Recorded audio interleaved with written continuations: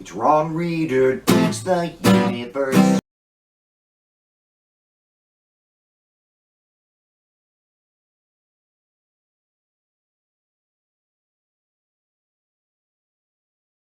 I'm Ron Reader, and this is Ron Reader Digs the Universe, and tonight, the pitfalls and perils of supporting Palestine.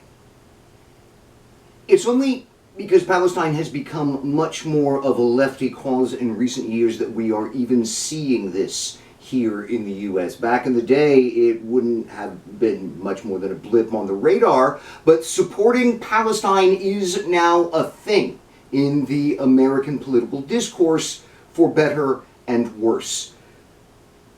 As what are some fairly old lines of discussion become new again within our mainstream, I'm seeing some of the same social dynamics in play that we saw for many years when supporting Palestine was decidedly a fringe position.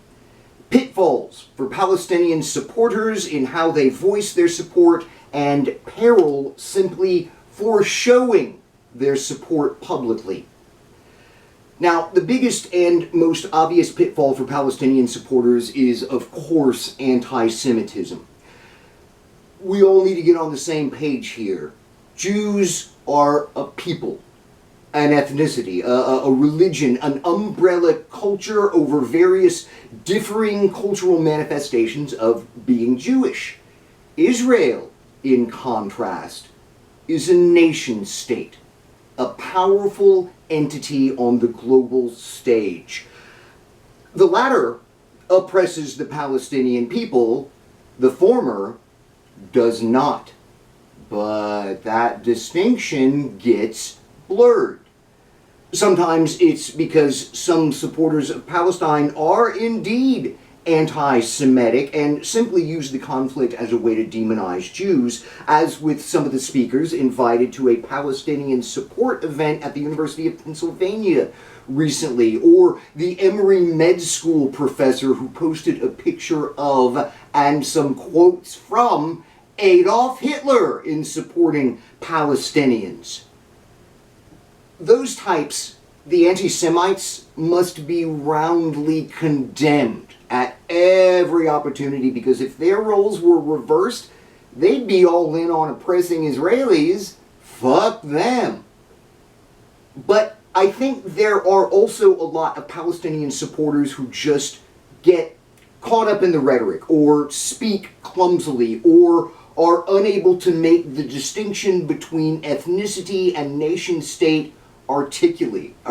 You know, it is a really complicated issue.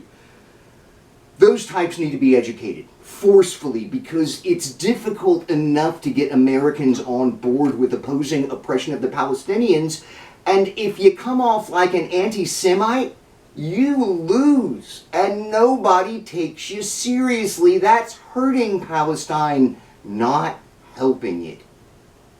For instance, this controversy at Harvard, where 32 student groups signed a statement asserting that Israel alone is responsible for all the unfolding violence there. And while this statement is true enough in the sense that Israel literally occupies Palestine, and occupied people absolutely have the right to resist violently, it's like, come on, are you gonna support the atrocities too? Self-defense and baby killing are near opposites of one another. Occupied peoples do not have an absolute right to commit war crimes. American supporters of Palestine need to think this shit through. They're operating in a rhetorical minefield and facing some very experienced and very well-funded propagandists working for people who support the ongoing occupation. Any and all missteps will be ruthlessly exploited and increasingly punished.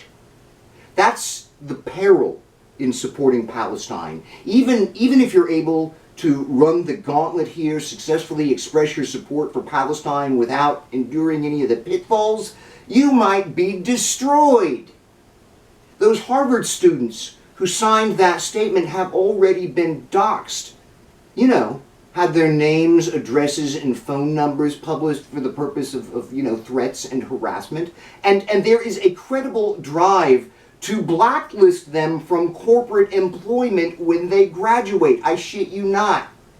It's happening at all the elite universities right now. Billionaires yanking funding, administrators resigning, professors fired, jobs threatened. It's just an Orwellian mess. Nonetheless, these pitfalls and perils must be navigated successfully. Opposition to the ongoing oppression of Palestine must become embedded in the American psyche.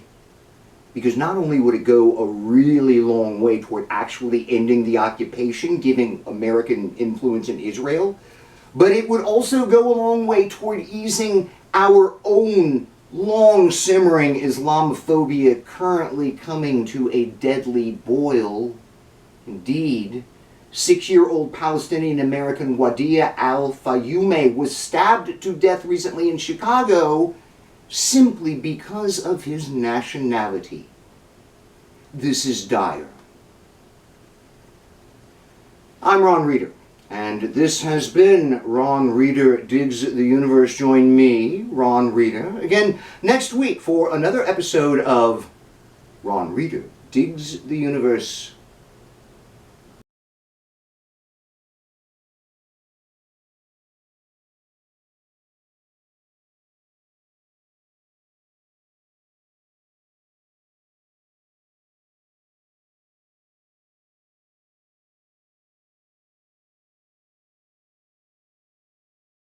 Because it's difficult enough to get Americans on board with opposing oppression of the Palestinians, and if you come off like an anti-Semite, you lose, and nobody takes you seriously.